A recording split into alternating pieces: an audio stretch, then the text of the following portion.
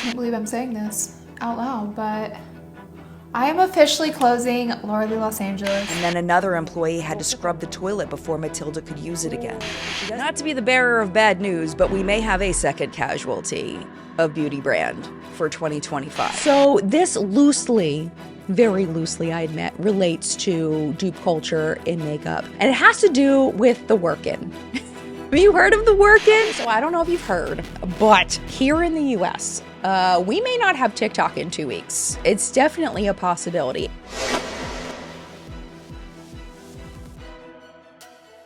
Hello, my friend. Welcome back. Happy 2025. Let's just go ahead and jump straight into the cosmetic industry news because I have a lot to share with you today. Starting off with our first makeup brand casualty of 2025, and that is Laura Lee Los Angeles. And if you've never heard of Laura Lee Los Angeles, it's okay. Not everybody knows all of the things. Totally okay. I'm going to catch up to speed. So Laura Lee has been a popular beauty YouTuber since the mid 2010s. She was so popular in the heyday of the beauty guru boom that she was the influencer that Too Faced picked for their iconic Sweet Peach launch. And the Sweet Peach collection was, in my opinion, the most hyped, biggest makeup launch of all time. If you were around during that time, you remember people waiting literally in queues online for hours to try to get their hands on some pieces of this collection. I haven't seen anything like that since. It was absolutely wild. So Laura was the influencer that Too Faced chose to collaborate for this collection, and they had this really adorable commercial. It launched during the holiday season, so they did this like stop motion animation, like Rudolph the Red-Nosed Reindeer style animation. It was so cute. Here's a clip. Too Faced Cosmetics has announced the possible return of the Sweet Peach eyeshadow palette. Do you really think we can pull this off? We always do. Making Sweet Peach as fast as we can. Now let's get a palette in everyone's hand. Laura Lee, you're really a fairy?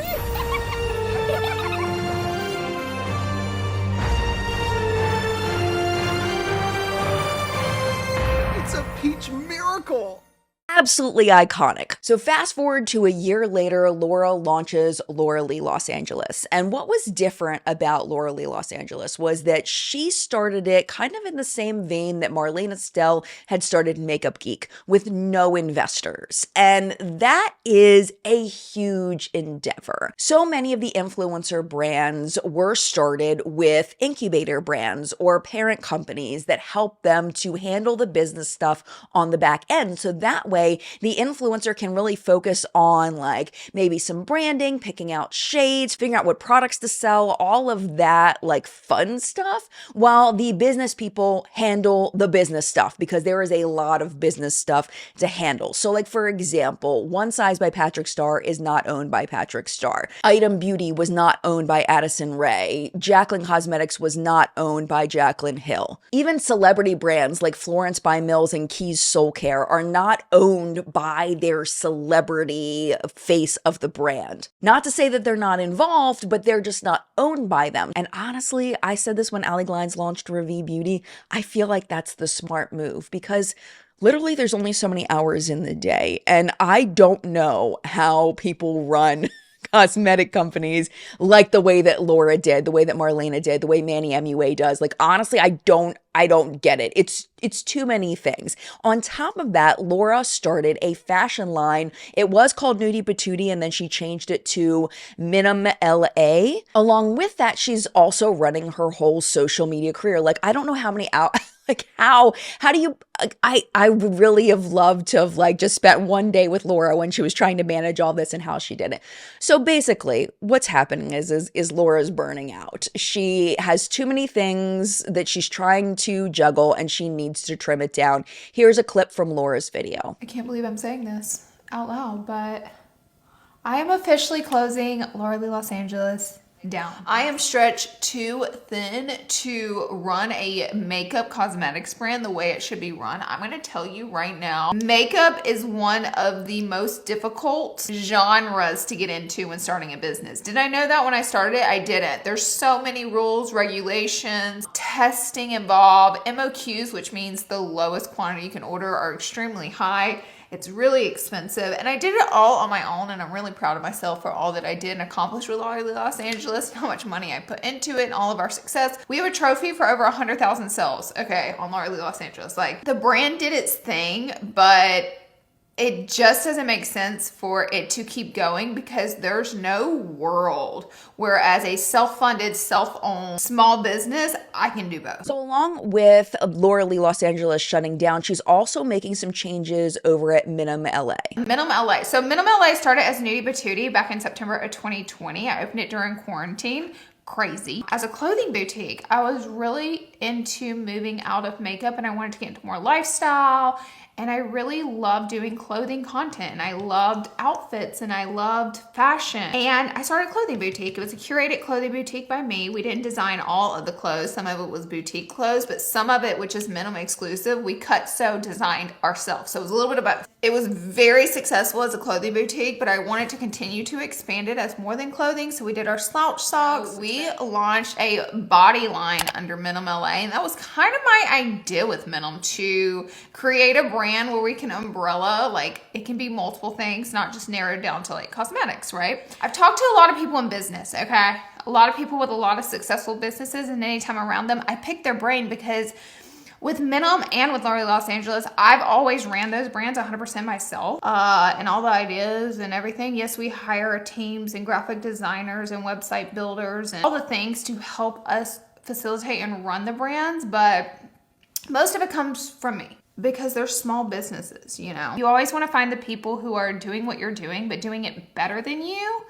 Those are the people you want to take criticism from, and those are the people you want to pick their brain, okay? I've asked for a lot of advice in the business world because when you're doing it on your own, you have to stick your neck out there and do that. And with Minim LA, what everyone has told me is, while that's fun and all to create a brand that has jewelry and socks and clothing and body products and body glow, you've got to really narrow it down to one thing. Our body products have done really well for us, and I really want to lean into making Minim LA a body care line. And with that being said, we are no longer going to be doing clothing at Minim LA. If you are interested in buying any discontinued items, everything that is being discontinued is on a 70% off sale. I actually jumped over there and grabbed some loungewear because I personally can never have enough loungewear. I'm a huge loungewear person.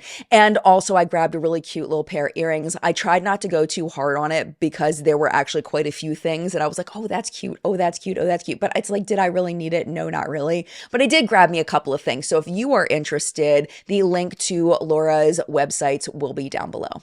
Not to be the bearer of bad news, but we may have a second casualty of beauty brand for 2025. And it's Ciate.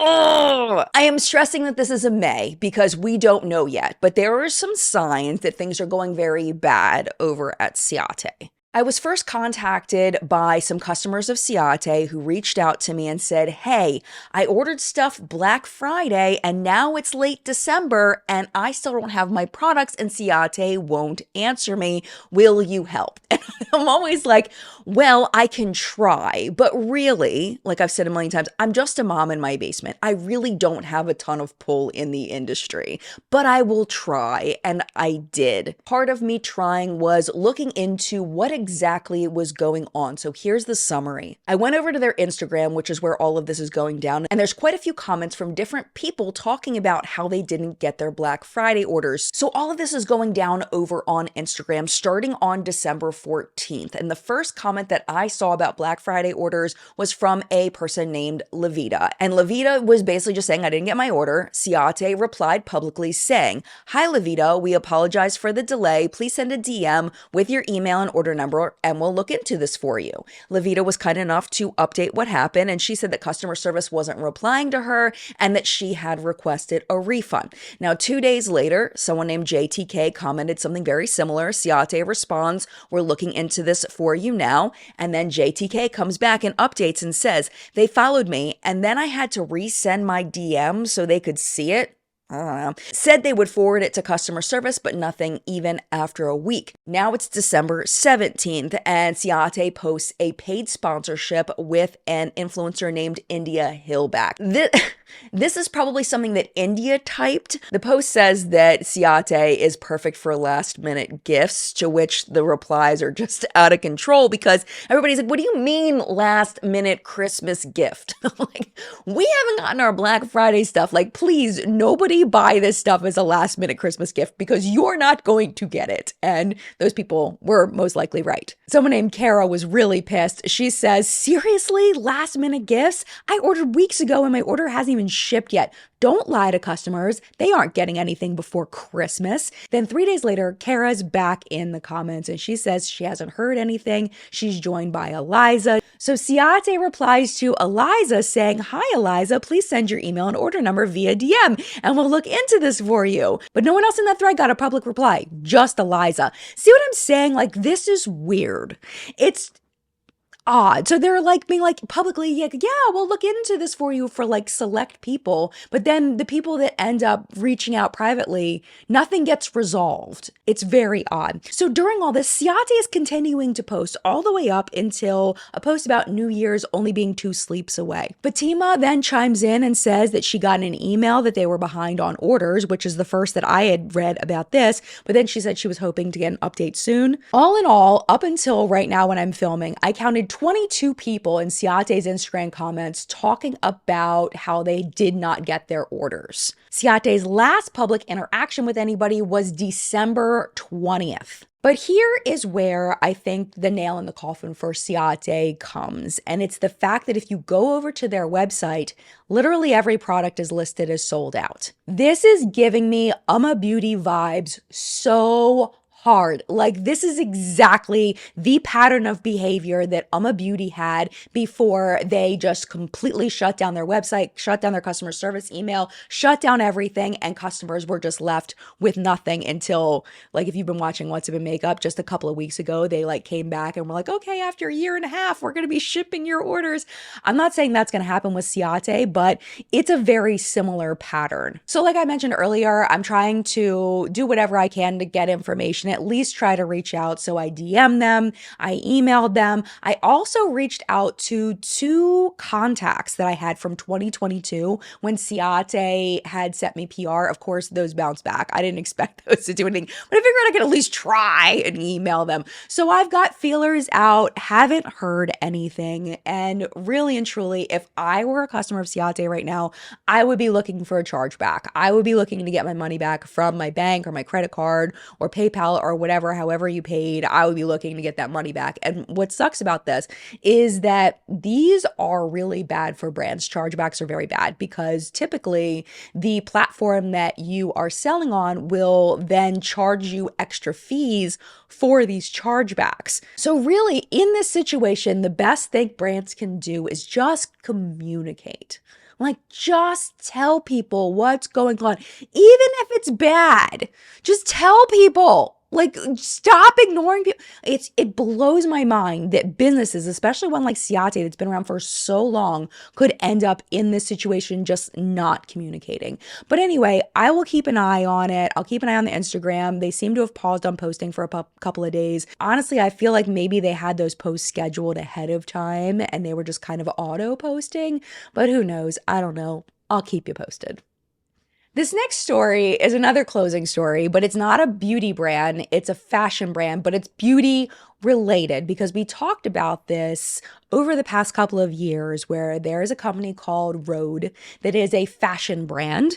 And of course, we have Rhode Beauty by Hailey Bieber. And the reason why we talked about this is because Rhode Fashion's been around since 2014. And when they found out that Hailey was going to come out with Rhode Beauty, they kind of freaked out because of a couple of reasons. First, they were concerned that Hailey's beauty brand would overshadow the fashion brand. brand. So if you typed in Rhode, you would no longer get their website. You would get all Hailey stuff, all the articles in her website and all the stuff, and they would just get buried in search, which valid fear. Second, they were concerned that Hailey was going to come out with clothing merch that said Rhode on it, and then there would be brand confusion because of that. And what made this even more interesting was that Hailey had actually approached the Rhode fashion brand back in 2018 and was like, hey, can I get your trademark? I'll buy it off you. Like, I would really love that trademark. And they were like, no, like, we've built this brand. We love our brand. Like, this is our brand. Like, we've been around for a minute. Like, no, you can't have it. And then a couple years later, Hailey launched Rhode Beauty anyway. There is a little more technicality to it in that I think that Hailey was looking to launch a fashion brand at the time, and then she switched over to beauty, but I digressed. Anyway, so Rhode sued Hailey back in the summer of 2022. And a few months after the lawsuit went in, the judge in the case was like, we're still looking into this, but it looks like the Rhode fashion brand doesn't really have a leg to stand on because it's fashion versus beauty. So Hailey, you can go ahead and launch Rhode Beauty, but we're going to keep looking into this. So 2 years after litigation starts, and after months and months and months of going back and forth, lawyers talking to each other, they both decide and come to this conclusion that they're just going to drop everything. Everything's going to be done. They're dropping it. Voluntary dismissal on all of the claims everywhere. Well, unfortunately for Rhode Fashion, it looks like the launch of Rhode Beauty may have done exactly what they anticipated, because in mid-December, they put up a post on their Instagram talking about that they were closing their brand. The statement reads, "Dear friends of Rhode, after 10 incredible years, we have some news to share. Rhode will be closing its doors in the coming weeks. This wasn't an easy decision for us, but ultimately, new and exciting dreams are calling us forward. Looking back, it has been a wild ride. What began as an idea between two friends grew into something so much bigger than we could have ever imagined. We're honored by the opportunities we were given, humbled by the talent we collaborated with, and grateful for all the friends we made along the way. Above all, we also had fun. To our customers, thank you for your enthusiasm and for letting us be a part of your lives. To our partners, we're deeply grateful for your trust, for picking up our collection from the start, you know who you are, and sticking with us even when shipments were very late. And to our team, none of this would have been possible without you." As we bring Rhode to a close, we invite you to shop our website one last time, discover old favorites and our final fall collection, all at discounted prices. We hope you find something special. Rhode has always been about joy, and it has been a profound joy to have been #on the road with all of you, XX, Phoebe, and Perna. Like I said before, we don't know if Rhode Beauty overshadowed them so much that they put them in this financial situation, but it seems like it definitely did not help. Because the thing is they seemed to be thriving before that. There were a lot of celebrities wearing their clothing, and they seemed to be doing really well, and then all of a sudden this happens, and now they're going out of business. Now, the other thing, though, that I think might have contributed to this that had absolutely nothing to do with Hailey Bieber is the uptick in fast fashion and how popular fast fashion is, because these prices were very pricey because they were high quality pieces. Price point of these was between $150 to $700 per piece, and the $150 was like bikini bottoms. So they were really expensive. And I feel like there are a limited number of people that buy clothing at this price point, and even those people seem to be turning more toward the fast fashion options because trends change so quickly. So it's like, why invest in a trendy piece unless there's some kind of very public brand recognition? You know what I'm saying? So all of that to say, I don't think this is all Rhode Beauty's fault. They may have contributed, but in my opinion, I feel like there's other factors as well. But I do want to wish Phoebe and Perna all the best. They seem like absolutely lovely people. If you're interested in shopping Rhode fashion, there are still pieces available. I checked it out before I filmed. Prices are ranging now from $45 to $313 per piece. The first time I heard of 13 Lune was when Sephora was leaving JCPenney back in 2021 and 13 Lune took their place.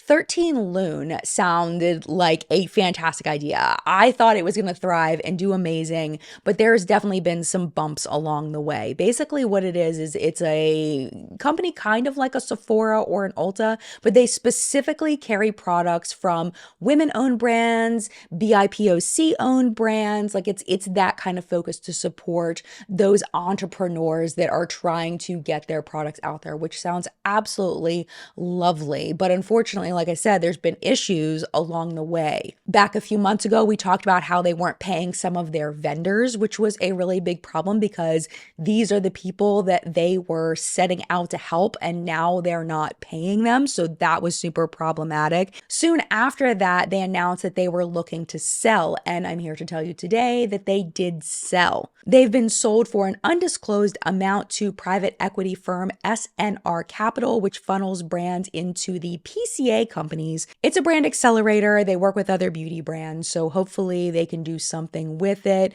I'll keep my eye on it, let you know if anything happens with it. Hopefully they have a lot of success because I do feel like the heart of this company is really, really good. No makeup has been a trend for a couple of years now. It's been a thing, but we have to acknowledge the fact that no makeup means less elaborate makeup purchasing. And that has hurt, in my opinion, some brands. I'm thinking like Urban Decay. I'm thinking KVD Beauty. I'm thinking Anastasia Beverly Hills, who really seem to build their brands on that color, on putting a lot of color on, and or a lot of steps. So you're doing, the baking, and you're doing the contouring, and then you're doing the bronzing, and then you're doing the setting, and then you're doing 4 different, all of the steps. The no makeup movement has simplified things for a lot of people. And that again has hurt some brands. So I know some brands would be very excited to see this Pinterest article that came out last week. They declared 2025 as the year of what they're calling Aura Beauty. It's our inching back into color cosmetics. And when I say color cosmetics, I'm talking about like colors, not natural. Of course, natural are colors, but you know what I'm saying. Not natural colors. So what is Aura Beauty? Extremely vague. It's described as cosmetics that move with your energy. Living, breathing mood ring, but for your face. What the freak does that mean? I don't know. This is what I'm gathering from reading a little bit more, is that it's moving more toward from like a regular glowy look to using like some holographic products, some more glittery products, like very finely milled glitter, giving a little extra shine beyond that natural look. Along with that would be like the bold blushes that go up to the temples and graphic eyeliner, stuff like that. According to Pinterest, the glowy look is still going to be on trend in 2025, but instead of like the glazed donut look, it's going to be more like holographic, shimmery, shiny instead of more natural. But we'll see. I mean, trends, you never really know which way they're going to go. That's just what they're saying for now. This next story is not makeup related at all. And I understand this is not what you came for. But however, I always have timestamps if you want to skip, and it's about dupes. So this very loosely, I admit, relates to dupe culture in makeup. And it has to do with the work-in. Have you heard of the work-in? The work-in was everywhere over the past couple of weeks. Everybody talking about this Walmart bag that looks like a Birkin. And if you don't know luxury handbags, I don't either. We're in good company. But I have heard of a Birkin because Birkins are typically owned by celebrities. They're very exclusive. You have to kind of like be on a list to get one. You know what I'm saying? And also the price point is very inaccessible. We're talking bare minimum for a Birkin, you're paying $8,500 all the way up to like the limited edition ones, which could be like $100,000 for one bag or even more. Like, they're true status symbols when it comes to a luxury handbag. So of course, 99% of people, maybe even more than maybe 99.9% of people will never have a Birkin.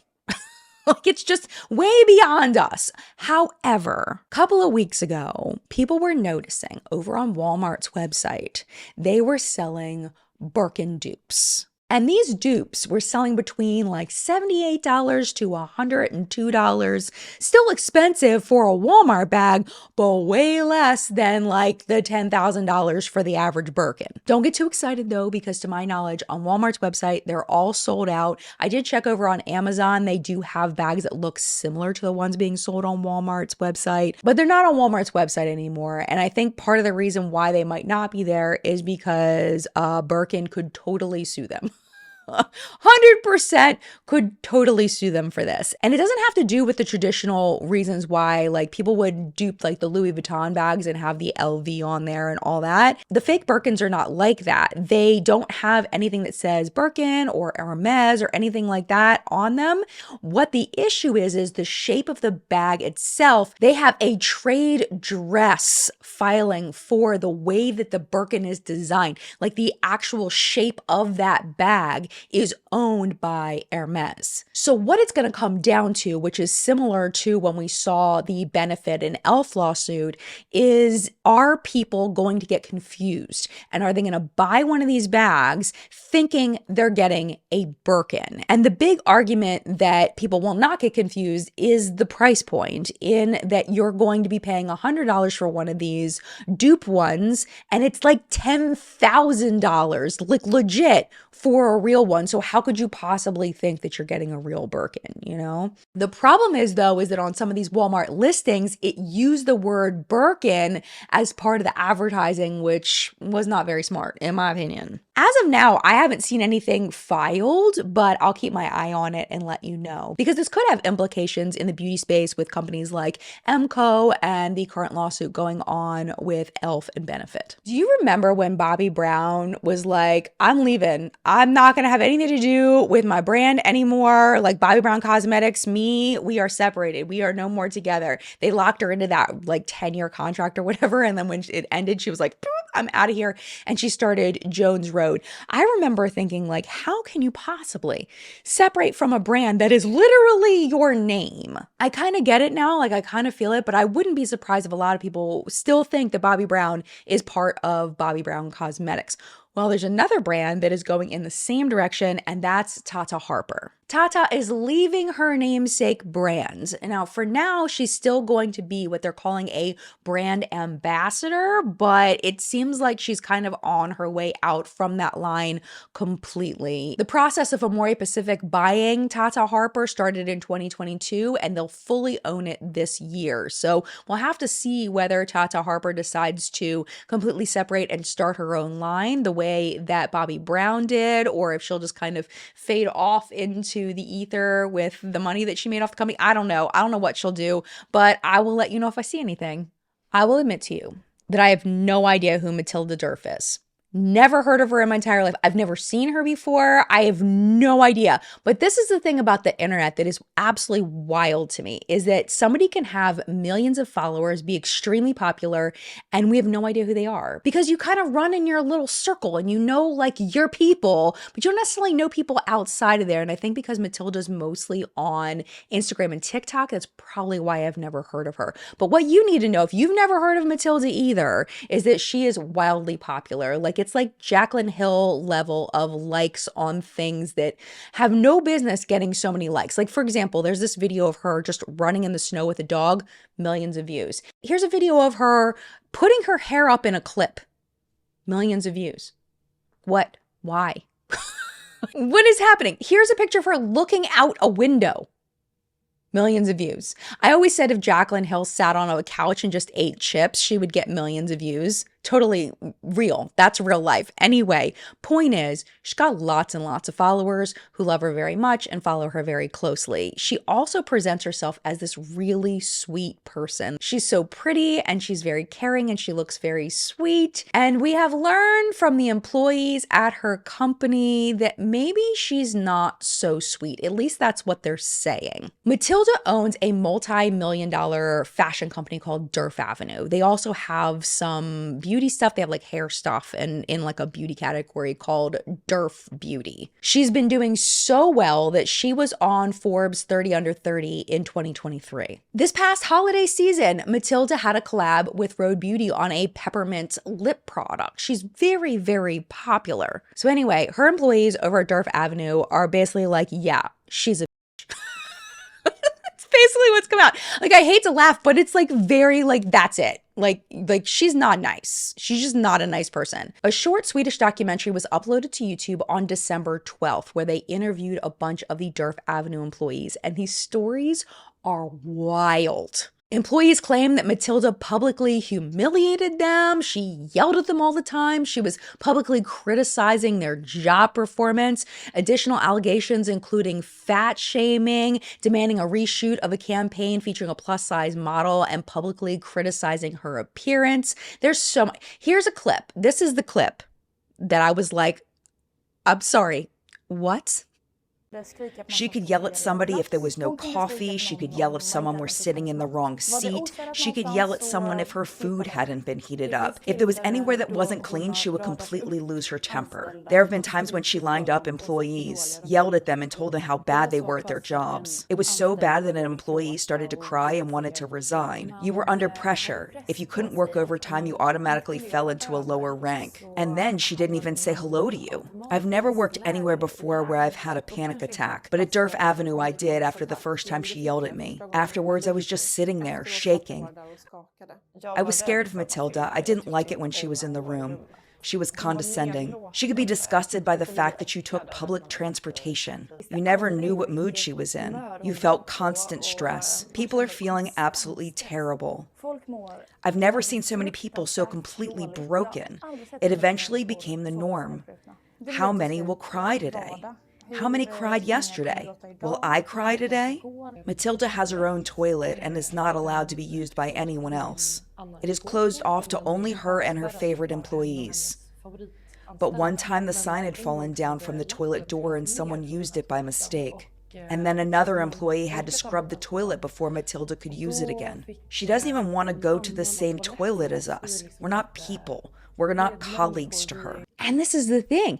In the video, they interview this guy that's an expert in workplace bullying, and he said this actually violates Swedish laws. Of course, it goes without saying that when this video went up, there was immediate backlash and boycotting. 5 days later, Matilda did upload something to her Instagram addressing it. This is what she said. And I am just listen. This is wild. Over the past few days, I've been quiet on social media. My highest priority has been to meet with the Djerf Avenue team and speak to them. Fantastic. I'm fully aware that my words here are not an answer or a solution, but for me, it's important to write this directly to you. I guess meaning to the people that are following her. To anyone who I've hurt or let down, I want to start off by saying that I'm genuinely sorry. When I started Djerf Avenue, I never expected that the company would be what it is today, and with so many team members and so much responsibility. I wasn't ready. I had never led a team prior to this. I had never built a company prior to this. And under a lot of stress, high tempo, and naivete, I failed to be the leader and colleague I wished to be along the way. And for that, I am so sorry. I wish my growth had happened faster. I really want to underline that I'm extremely committed to getting it right and to continue growing. Moving forward, I'm committed and want to focus my all on becoming the best leader and colleague I can be. I'll keep learning and working to ensure Djerf Avenue is a safe, inclusive space for everyone. I want to end by saying thank you to all of you who've had honest and transparent conversations with me over the past few days. This is the thing. Like, it's one thing if you mismanaged the books, right? I didn't understand this tax law, or I didn't understand minimum order quantities, or I didn't understand ingredient regulations, or this particular fabric versus this. Like that I get. But saying that you just didn't know how to be a good person, what? She wants us to believe that she didn't realize she was being a bitch. Is that what's happening here? I just didn't know I was being a bitch. I didn't realize that people were going to be upset when I called them out publicly. I just kind of feel as a full-grown adult, she's in her late 20s, that she should know these things. So that's why I just don't buy this. In my opinion, I've never met her. I'm just meeting her through this article. It just feels like that should be common sense. I'm just sitting here just evaluating it in my own mind. To me, what this is saying is that I am so sorry that the way I treated you is affecting my business. I just thought this was going to be a fun side project, and I didn't realize that if I was mean to employees that they would one day speak out against me and make me lose my bag. The line that gets me the most is the one that's I wish my growth happened faster. Like, I wish I learned not to be a quicker, but you know, it just took me a really long time to just not be an asshole. And now it's like, yeah, well, I guess I should try a little harder because now it's affecting my business that I'm being so awful to people. There are some good things that are happening, and it sounds like she has talked to business professionals in order to try to fix this. She says that she's going to do monthly anonymous surveys to collect feedback and take action in order to make the workplace better. That sounds amazing. But I can't get past that she expects us to believe that she didn't realize she was being rude. It's not like she heated up fish in the microwave and didn't realize that it smelled up the whole eating area, or she like accidentally didn't let someone off for their birthday when she had told them ahead of time they could be off. Like, it's like, you know, things like that. Like, I get things can happen in the workplace by accident, but the toilet thing, if that's real, that is just wild. Anyway, I would love to hear your thoughts about this. Do you believe her? Am I off base? Am I being too hard on her? Or should I be even harder on her? I would love to know your thoughts.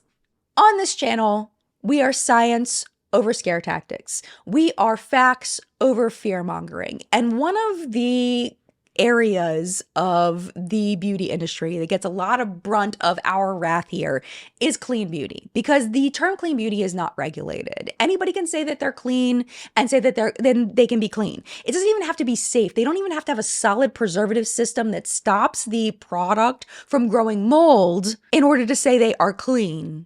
The whole industry is just BS, in my opinion. It's just a way to demonize competitors so that that company can grow and do better. But with that being said, when there is a legitimate concern with an ingredient, I like to call that out too, because we definitely want to stand behind science. We don't just want to just loosey-goosey say, oh, the cosmetic industry is 100% safe, because it isn't.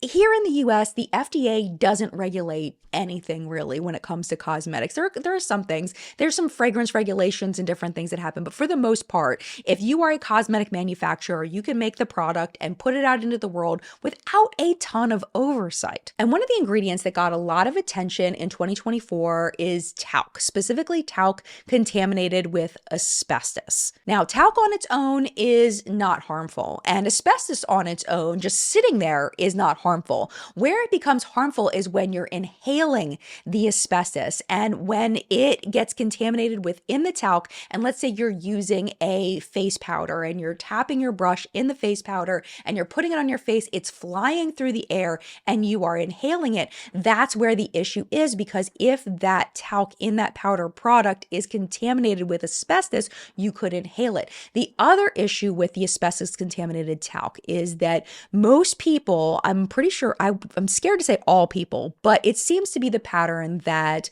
you could use this stuff for years, for decades even, and not see any issues. Then all of a sudden you're diagnosed with mesothelioma. There's also connections with asbestos contaminated talc with ovarian cancer as well. So this is something we as a community really do need to take seriously. And like I said, the FDA hasn't really been keeping track and making sure that talc isn't contaminated. They've done a little bit in that they've done random grabs of products off of shelves and tested them for asbestos contamination.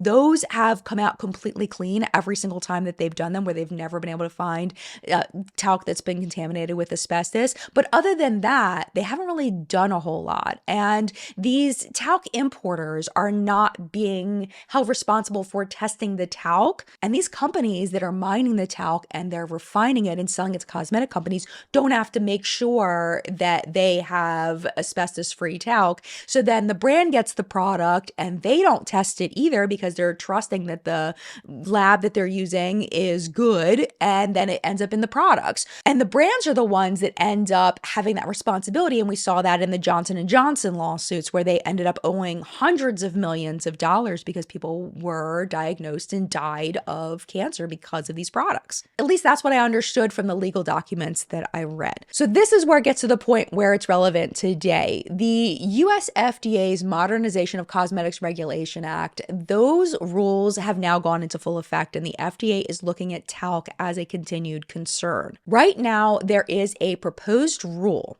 It's just a proposed rule. It's not an actual rule, but a proposed rule that wants to hold brands accountable for testing their talc. You would have to prove, if you use talc, that it has been tested and that it is asbestos free. That could be through your own independent testing, or it could be through your supplier. They would have to prove that they tested their talc. Because in the past, if companies were found to have asbestos in their products, there's no immediate consequence for that. Usually brands will do a voluntary recall of the products out of the utmost of caution, but there's no financial, there's nothing. Like, I'm thinking like Claire's and Justice, like nothing really happened to them. They just, court of public opinion, that people were a lot of boycotts of their products because people found out about it. But other than that, I mean, all they did was lose money on the voluntary recall and just people stopping buying them, and Justice went out of business. So that's a thing. But if this rule goes through and a product is tested and found to be contaminated, immediately there would be an involuntary recall that would be at the cost of the brand, and there could be penalties for that brand directly from the FDA. Because the point of it is to catch issues before they happen, to incentivize companies to make sure that their talc is safe, because if it's not and they're caught, then the FDA is going to come down hard on them. Personally, I think this is great. I'm all about trying to protect the consumer. I'm seeing that maybe these products might have a price increase depending on how much this testing costs, or if they decide to swap out their talc for something that may be more expensive, or they might claim could be more expensive. Some of the things they might swap it out for would be things like cornstarch or silica. They go swap it out for kaolin clay or rice powder. Like, I don't personally know all the costs of everything, but they could claim that that would make the price go up. People think that I'm just a hater on cosmetic regulation, but that is 100% not true. I'm all about the cosmetic regulation when it is fair and whether it is based in reality and science. So I am all for this. I will let you know if it passes when it goes all the way through. Okay, so I don't know if you've heard, but here in the US, we may not have TikTok in 2 weeks. It's definitely a possibility. And this is a big deal for a lot of brands. It is a really big deal for beauty brands who have built social media followings on TikTok and have been selling millions and millions and millions of dollars through TikTok Shop. I very rarely tune into TikTok Shop live streams, but those things are wild. They're like chaotic QVC commercials. They're out of control. So that would all come to an end. So the question is, why is this happening? And the reason why is because basically our government is scared of China having Americans' data. TikTok gathers a ton of data on us, and they are owned by ByteDance, which is a Chinese company. Through my research, I have not been able to find any evidence that China's actually stolen any of American data, but that doesn't mean it can't happen in the future. And I think that's what scares people. And the last time we talked about this, we were talking about how the Democrats and the Republicans, which are the two major parties in the US, can't agree on anything. But this was something that they both agreed on, which is really weird and unusual, that we should be afraid of the Chinese government having access to this particular data, which kind of freaked me out. So this is all happening because our president, Joe Biden, last April signed a law saying that ByteDance needed to sell TikTok to someone else, someone that wasn't a Chinese company, before January 19th. And if they didn't divest all of their investment in the company, then it would be removed from all app stores. And like I said, this is a huge hit to brands. Nielsen IQ said that the TikTok Shop racked up $100 million just in Black Friday sales across categories. But in the beauty category, Fenty, Estee Lauder, and The Ordinary were some of the biggest sellers. So last week, our president-elect Donald Trump said that he went to the Supreme Court and he asked them to pause the ban after he had had a meeting meeting with the TikTok CEO. His name is Xiao Chu. But this is what it confuses me about this. And maybe it's because I just don't know a lot about this stuff. So please correct me if I'm completely off base here. But let's say that they do sell it, right? That just means that somebody else has all of our data. Like, I get that China is its own specific particular threat. Like, I get that. And I get that selling it to somebody not in China would take away that particular threat. But somebody else would then have all of our private information. And the fact that Meta and my beloved employer Google also have a shit ton of data on us. If the issue was keeping American data safe, wouldn't they make laws that protected the data, not just force the app to sell? That's where I'm confused. Because I thought we were about protecting the consumer, but it seems like this may just be like a money thing. Am I off base there? I feel like I might not be off base there. It just sits wrong with me, and I feel like the way this is being framed to the public feels manipulative. But again, I'm just a mom in my basement. I don't know about this stuff. So I would love to know your thoughts down in the comments. Y'all, I've been watching Jeopardy since I was a small child.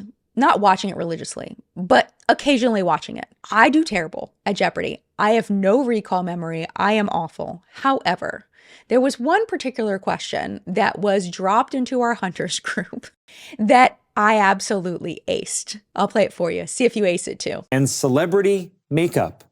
Celebrity makeup, 800. The Mills in the brand Florence by Mills is the nickname of this young British actress. Ava. Who is Millie Bobby Brown? That's right. I'll do celebrity makeup for 1200. Le Monster Lip Crayon and Stupid Love Eyeshadow Palette are made by House Labs, co-founded by this singer. Jennifer. Who is Lady Gaga? That's it. Celebrity makeup, 1600. And that's the first daily double in Double Jeopardy. You are trailing with 3,200. How much would you like to risk? 1200. 1,200.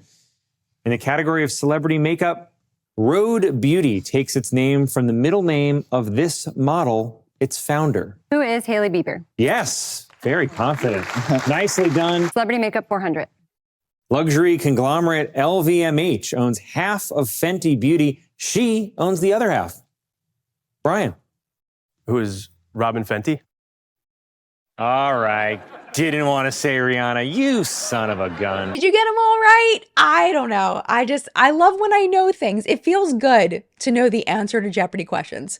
Makes me feel smart. And if you didn't do very well, that's okay too. I'm sure that there are Jeopardy questions that you would completely crush me on. And that, my friend, was What's Up in Makeup this week. Thank you so much for watching. And thank you, as always, to the What's Up in Makeup Facebook hunters. Their names are scrolling below me. Thank you so much for all of your submissions this week. I appreciate you with my entire heart and soul. You all are awesome. Our live chat today will be at 10 a.m. Eastern time. We're going to be hanging out talking about makeup. If you can join us, fantastic. If you can't, no problem. You can catch it on the replay. Head over to my channel page, click on the live tab. You can go there. You can also just go to your subscription feed. If you're subscribed, that's the easiest way. So this is a great time to hit the subscribe button so my stuff always shows up in your subscription feed.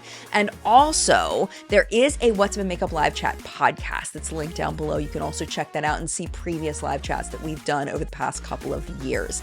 And with that being said, thank you so much for watching. If you would like to hang out a little bit longer, YouTube should be recommending a couple videos over here for you to watch. Last week's top news segment, not last week, a couple weeks ago's top news segment is going to be right there. YouTube's going to pick the top video for you based on your current viewing history. But if you gotta go, I get it. It is no problem. Thank you for hanging out as long as you did. And I'd love to. I will see you in a video very, very soon tomorrow.